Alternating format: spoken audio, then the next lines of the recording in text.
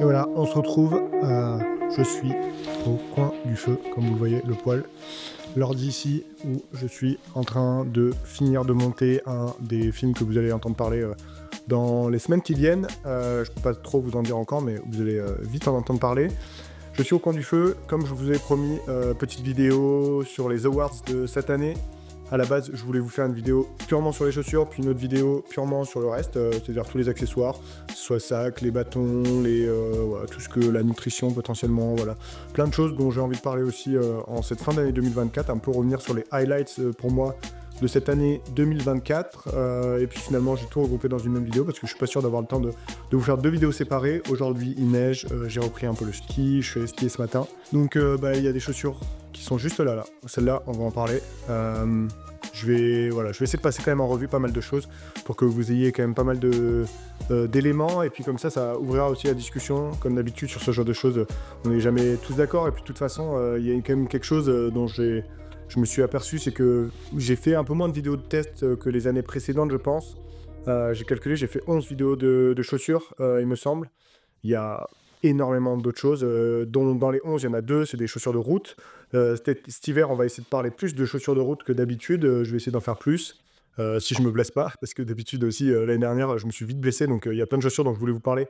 J'en ai pas finalement parlé, mais là, vous voyez, hein, si vous me suivez sur Strava ces derniers temps, je teste quand même pas mal de choses, notamment sur les super trainers, comme on les appelle, ces chaussures d'entraînement pour faire des séances rapides, mais qui sont pas des chaussures de compétition. J'ai les dernières de chez Adidas, les dernières de chez On.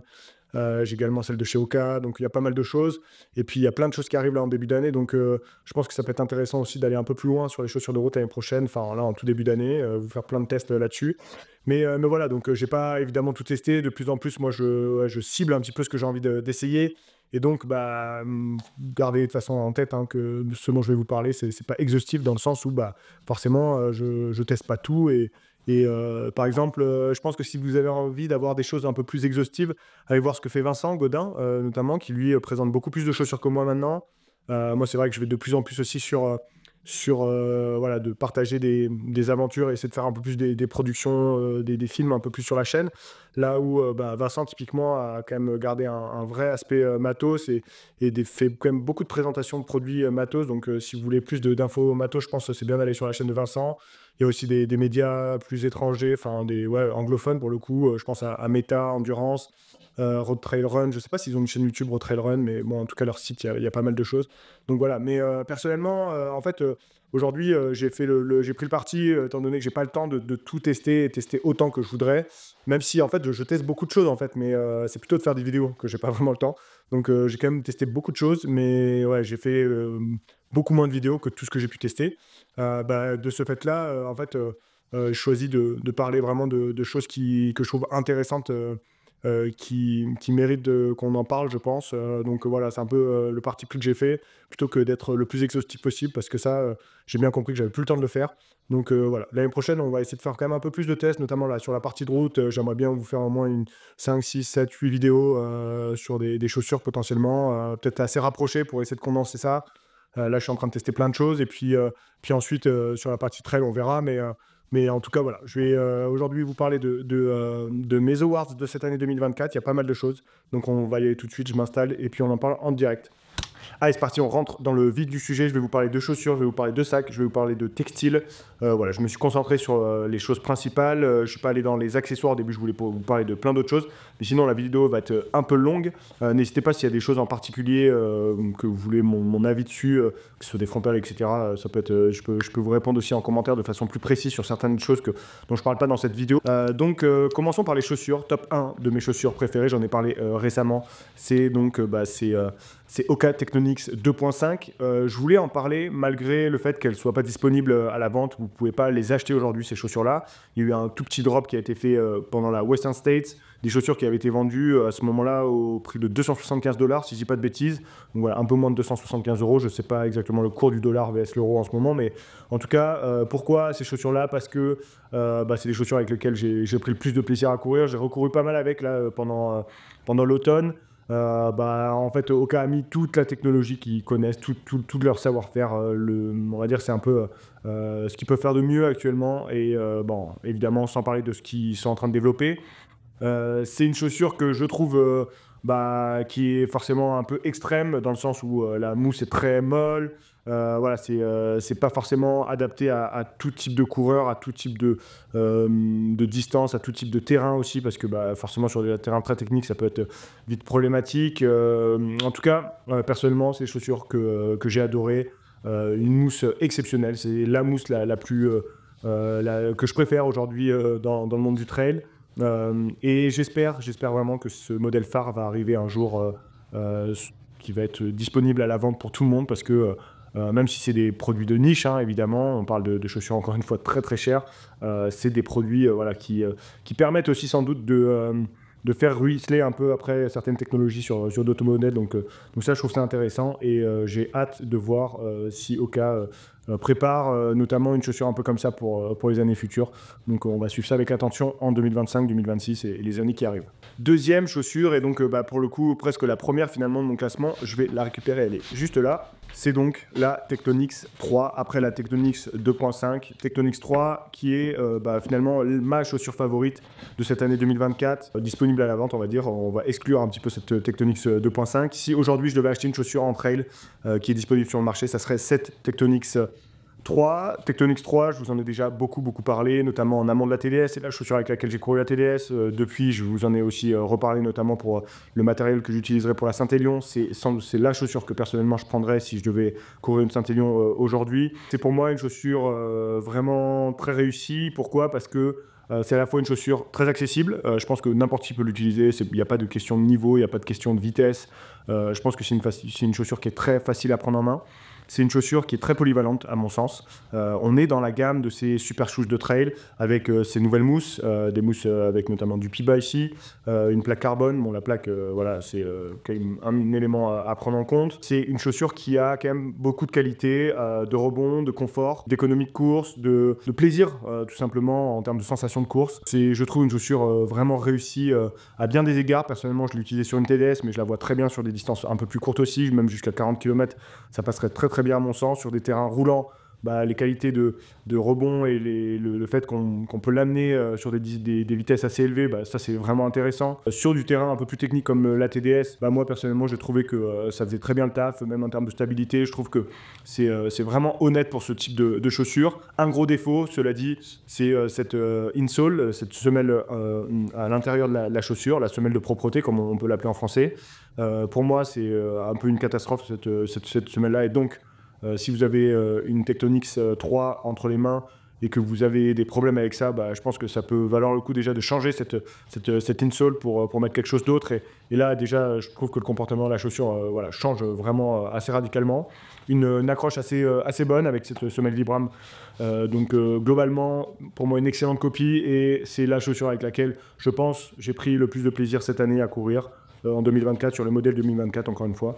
Donc voilà, une chaussure chère, 250 €. Je pense que c'est vraiment un super modèle. Je pense que c'est un modèle qui a déjà du succès, c'est pas pour rien. Donc pour mon choix numéro 1, entre guillemets, après ce choix numéro 1 bis, la Tectonix 3. Maintenant, dernière place sur le podium, qui est arrivée finalement pas très loin derrière la Tectonix 3. J'ai ici donc la S-Lab Ultra Glide qui vient d'être mis en vente, il me semble d'ailleurs, au moment où je tourne ces images, par Salomon.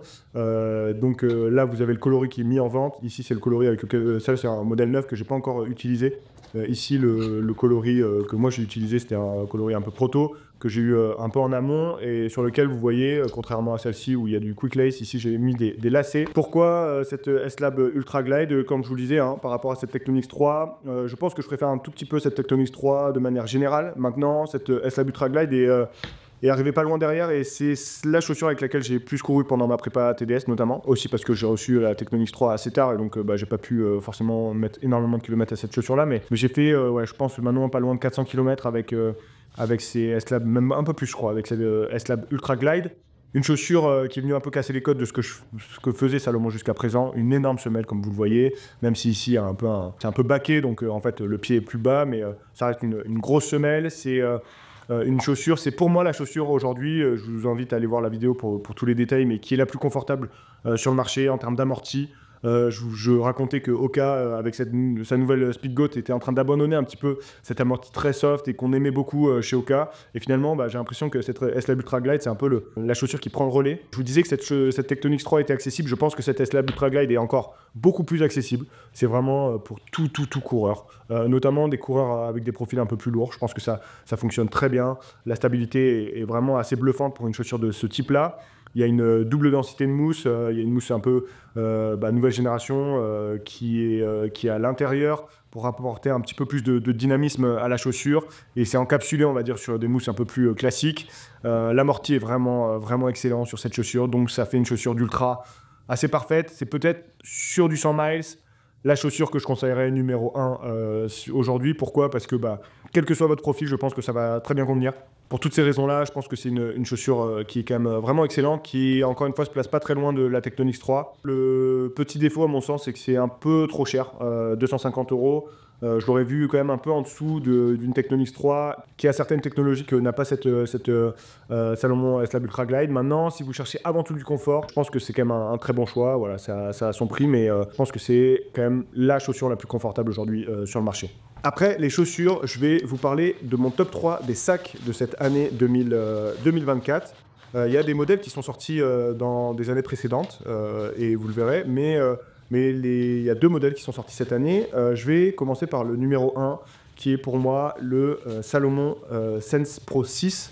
Sense Pro 6, un sac dont j'ai pas fait de test détaillé sur la chaîne pour le moment. C'est un sac que j'ai commencé à courir finalement à partir de l'automne avec. Je l'ai vu sur le dos des athlètes depuis un moment maintenant, notamment Thibaut avec qui j'ai fait un projet cette année. Et puis en fait tous les athlètes globalement de la marque utilisent ce sac-là aujourd'hui en course. À l'UTMB, ils avaient quasiment tous ce modèle-là. C'est un sac qui est vraiment pensé plutôt typé racing, je dirais. Quand on va amener un sac comme ça sur l'UTMB, il faut vraiment avoir du matos très minimaliste. Ouais, il n'y a quand même pas beaucoup de place. Donc il faut quand même du matériel adapté aussi qui va avec. Mais c'est un sac ultra léger, ultra confort, qui est aussi très respirant.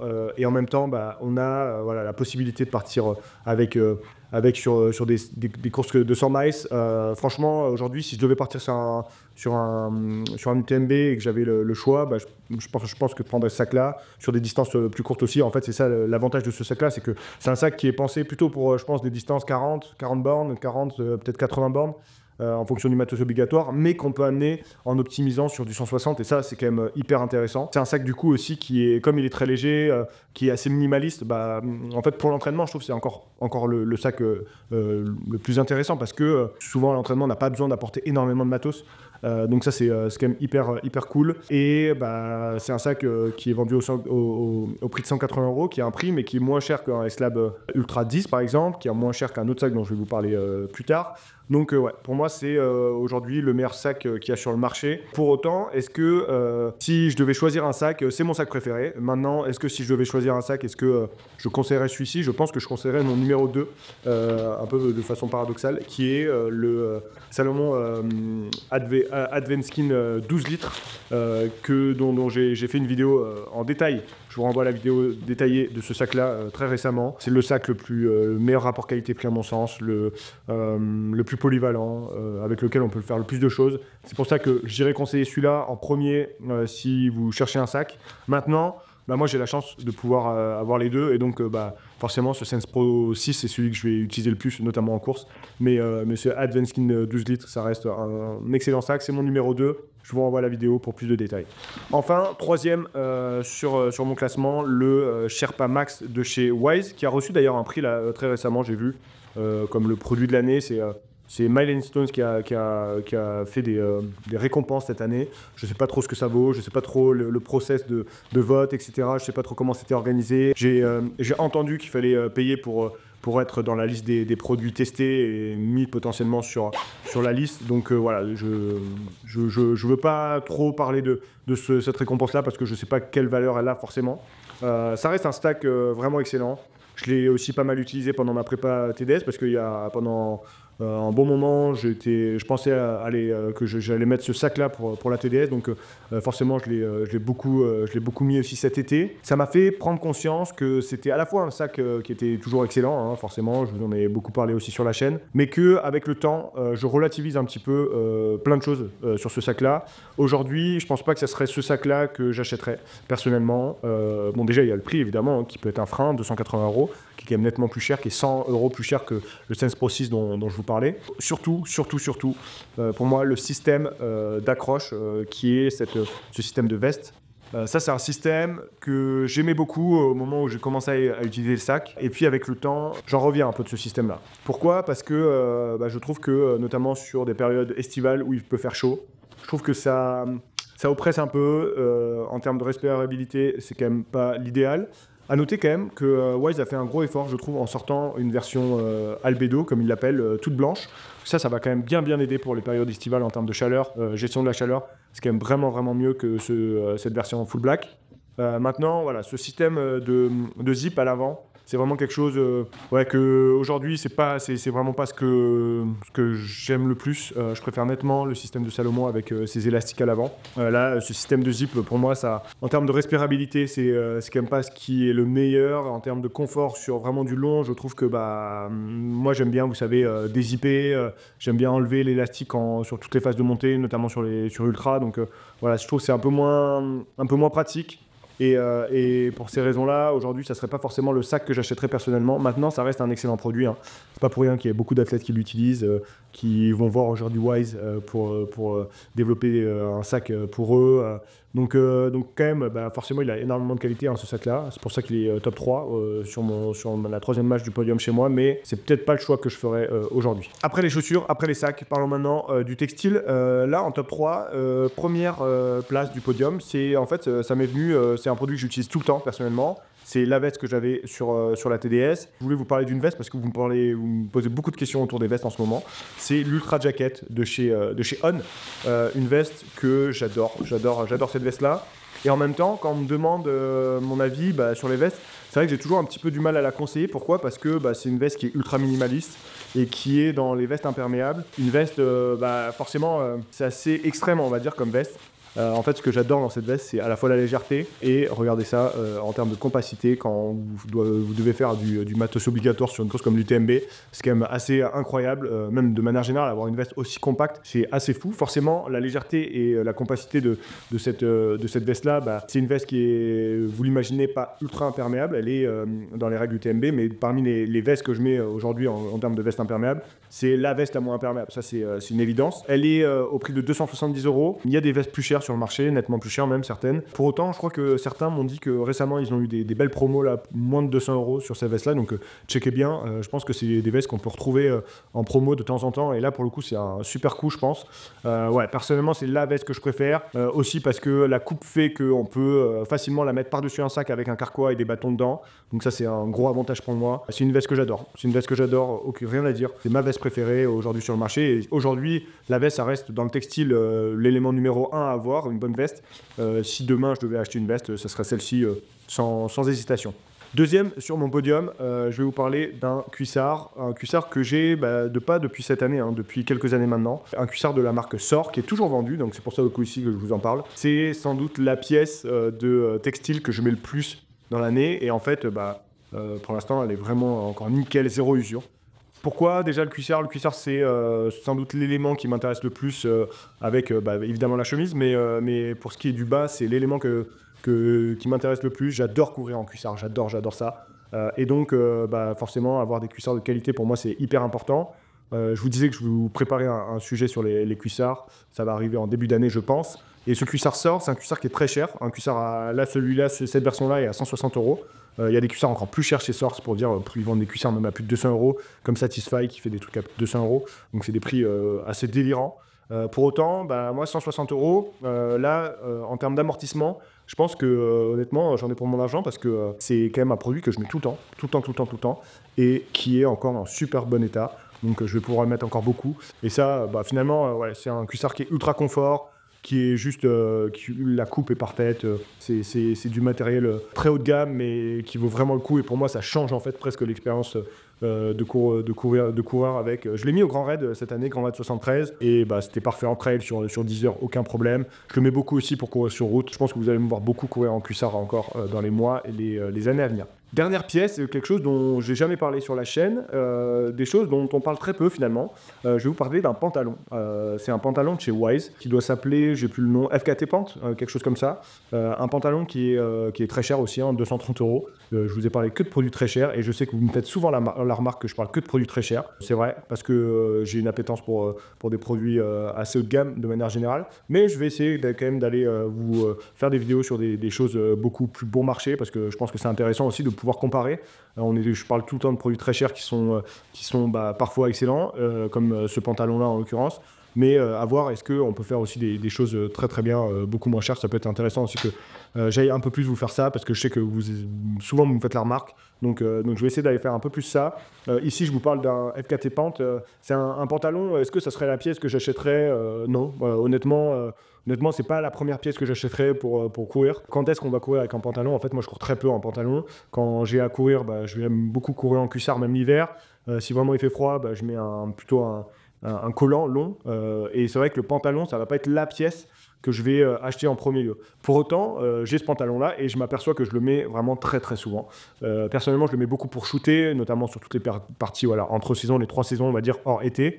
C'est un pantalon que j'adore pour shooter parce que c'est très très flex, la matière est ultra élastique. Ça, c'est intéressant. Je mets aussi pour skier, en fait, ce pantalon-là. Donc, voilà, ça, c'est un autre point que j'aime bien avec ce genre de pièce-là, c'est que c'est très versatile. Je pense que ça a été imaginé à l'origine pour faire de l'itinérance plutôt, ce genre de choses-là. Vous arrivez, il fait froid le matin, vous gardez votre pantalon pour courir.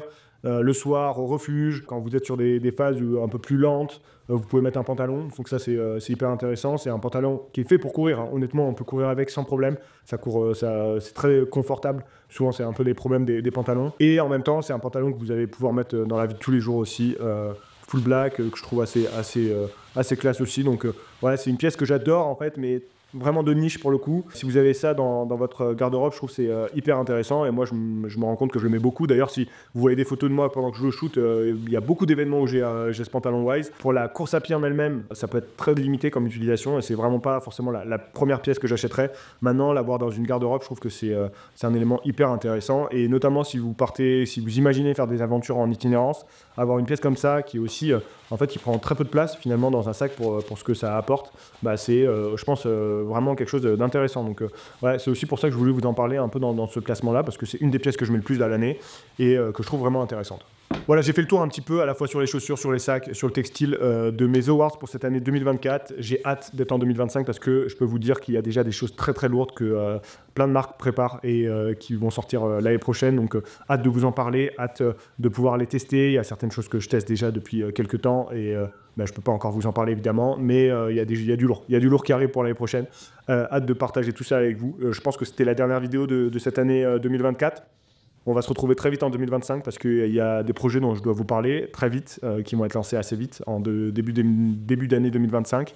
Et puis passez de bonnes fêtes, profitez bien, courez un peu quand même pour faire de la place pour tout ce qu'on va manger. Et puis nous on se retrouve très vite pour une prochaine vidéo. Allez, ciao à tous.